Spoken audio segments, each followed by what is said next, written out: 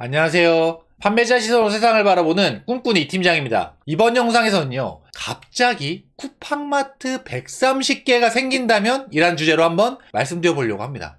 여러분들, 쿠팡마트가 생긴다는 상상 해보셨나요? 우리 집 근처에 갑자기 쿠팡마트가 있어요. 그럼 여러분들 이용하실 것 같으세요?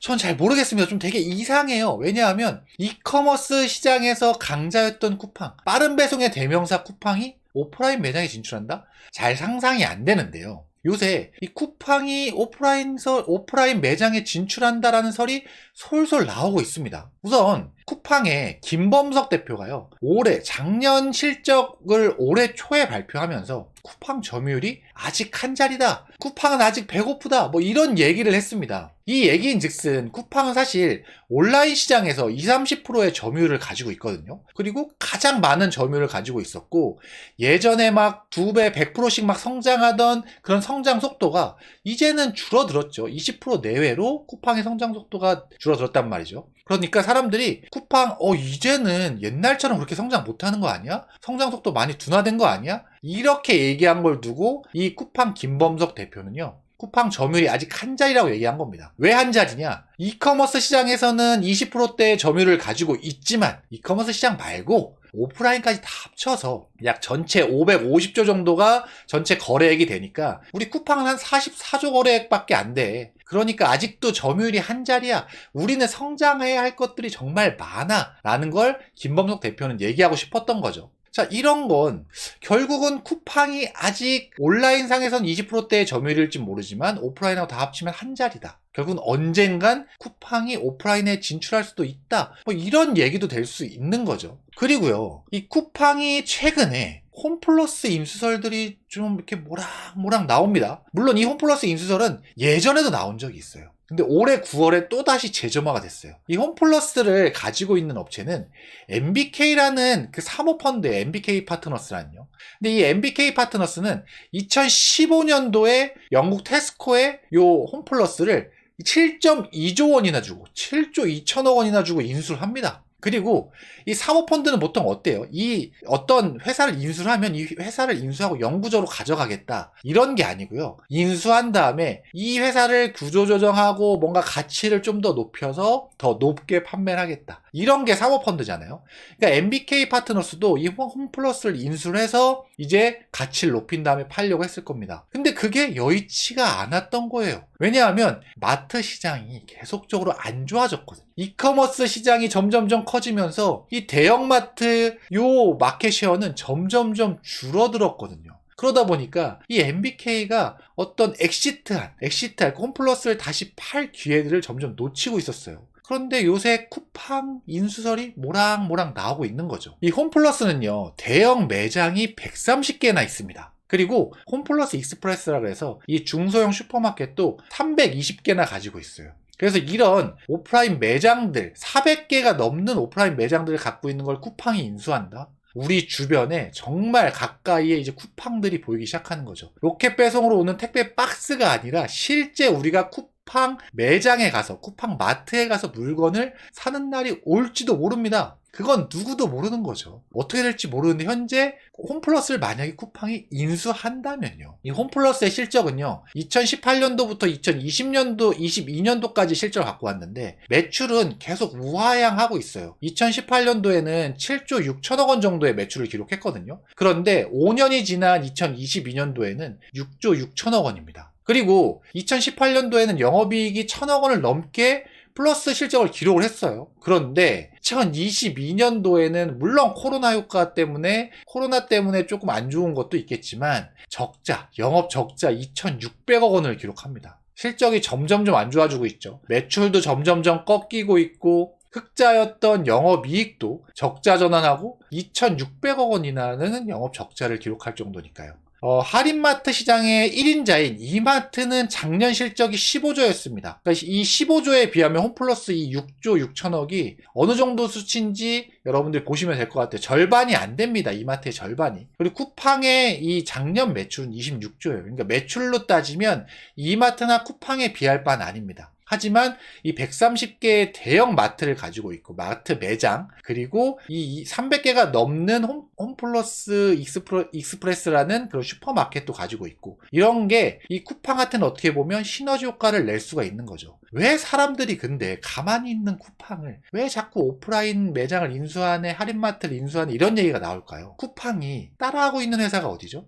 미국의 아마존입니다. 미국의 아마존인데 미국의 아마존이 2017년도에 홀푸드라는 이 오프라인 매장을 인수했습니다. 신선식품을 파는 이런 매장, 할인마트를 인수한 거예요. 아마존이요. 그러다 보니까 쿠팡은 아마존을 따라하니까 홀푸드를 아마존이 인수한 것처럼 니네 쿠팡도 이런 매장, 오프라인 매장들을 인수하는 거 아니야? 라는 얘기가 나오는 거죠. 그런데 미국 시장과 한국 시장은 조금 다른 게 있습니다. 이 미국 시장 같은 경우는 이 미국 소비자들은요, 이런 신선식품, 음식 같은 거, 이런 요리할 재료 같은 거를 온라인에서 산다는 걸 정말 강하게 거부하고 있어요. 잘 안 사요. 그러니까 신선식품이 이커머스 침투율이 미국은 정말 낮습니다. 그러다 보니까 아마존이 이 신선식품을 키우고 싶은 거예요. 그런데 온라인으로 사람들이 안 사. 그러니까 홀푸드라는 오프라인 매장을 아예 인수해버린 거거든요. 근데 한국 시장은요. 지금 이 미국 시장보다 이커머스 침투율 신선식품만 보면 2배가 높습니다. 20%가 넘고 있거든요. 한국 시장은요. 지금 여러분들도 한번 생각해 보세요. 여러분들 쿠팡의 로켓프레시나 마켓컬리나 뭐 오아시스나 이런 쪽에서 장 많이 보지 않으세요? 많이 본단 말이죠.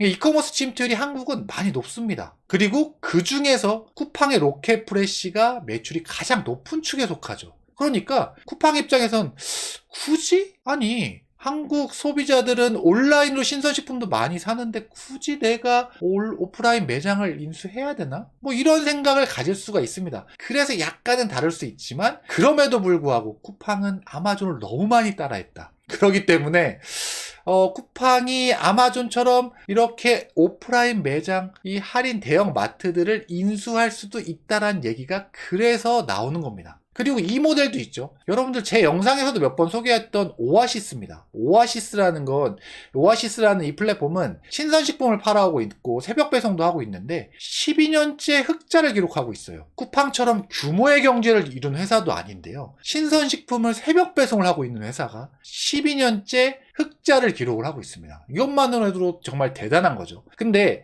이 오아시스의 흑자 비결 중에 하나가 바로 이 오프라인 매장이 있기 때문에 그렇습니다. 이 오아시스는 50개 정도 되는 이 오프라인 매장이 이 수도권에 있거든요. 이 오프라인 매장의 역할은 뭐냐면 소비자들이 온라인으로 오아시스 제품을 주문해요. 그리고 그것들을 내보냈겠죠. 근데 예상보다 좀 어느 정도 이 재고들이 남아있을 거잖아요. 이런 것들을 오프라인 매장에 뿌립니다. 그래서 이 오프라인 매장에서 그 재고를 소진시키죠. 그래서 오아시스의 폐기율은 0%대라고 합니다. 0%대. 아예 0은 아니겠지만 정말 낮은 수치라고 해요. 보통 일반 신선식품을 이렇게 하는 회사들은 1에서 2% 정도의 폐기율을 보인다고 하거든요. 그러니까 1,000억 원의 매출이 있다 그러면 1억 원 어치는 그냥 버리는 겁니다. 근데 오아시스는 0%대의 폐기율을 가지고 있는 거죠. 뭐 때문에요? 이 오프라인 매장 때문에. 그러다 보니까 쿠팡도 이 오아시스 모델처럼 홈플러스를 인수하면 홈플러스의 130개의 대형마트 매장 그리고 300개가 넘는 슈퍼마켓 매장 이런 것들을 활용해서 폐기율을 좀 많이 낮출 수 있지 않을까? 시너지 효과를 낼 수 있지 않을까? 이런 생각을 하는 겁니다. 와,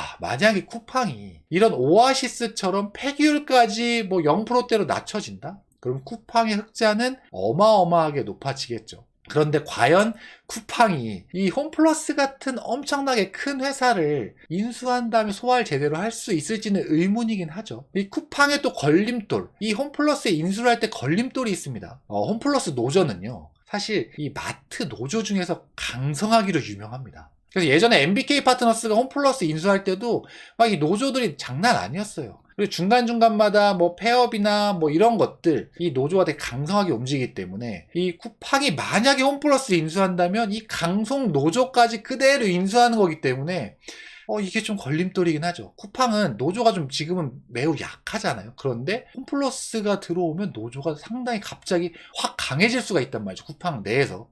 그것들 걱정하고 있을 겁니다. 그렇기 때문에 이런 쿠팡이 어떤 홈플러스를 인수하는데 좀 이런 걸림돌도 있습니다. 이건 쿠팡이 홈플러스를 인수하냐 안 하냐는 사실 아무도 몰라요. 쿠팡이 이 홈플러스를 인수해서 정말 소화를 잘해가지고 진짜 이제 이 한국 시장, 한국 이커머스 시장뿐만 아니라 그냥 한국 유통 시장을 잡아먹느냐, 혹은 쿠팡이 홈플러스를 인수했는데 먹다 채에서 쿠팡이 잘하고 있던 이커머스마저 이렇게 떨어지느냐, 혹은 쿠팡이 홈플러스 인수조차 아예 안 하고 오프라인 쪽에는 관심을 안 가지느냐, 이거는 사실 아무도 알 수 없으나 아니 땡굴뚝의 연기가 나는 나지 않는다고요. 지금 쿠팡이 홈플러스를 인수한다, 요 인수설들이 모락모락 계속 나오고 있긴 하거든요. 과연 어떻게 될까요? 쿠팡이 홈플러스 인수하면 되게 시장이 재밌어질 것 같긴 한데, 한번 여러분들도 이 쿠팡이 오프라인 매장을 어떻게 진출하는지, 홈플러스를 과연 인수하는지, 이런 것들 한번 잘 지켜보시면 재밌을 것 같습니다. 제가 오늘은 쿠팡이 홈플러스를 인수하는 인수설에 대해서 한번 말씀드려봤고요. 오늘 제 영상이 여러분들 도움이 되셨다면 좋아요랑 구독, 그리고 댓글까지 달아주시면 제가 이 채널 유지하는 데 정말 큰 도움이 됩니다. 다음번에는요, 더 좋은 영상으로 찾아뵐 수 있도록 하겠습니다. 이상 꿈꾸는 이 팀장이었습니다. 감사합니다.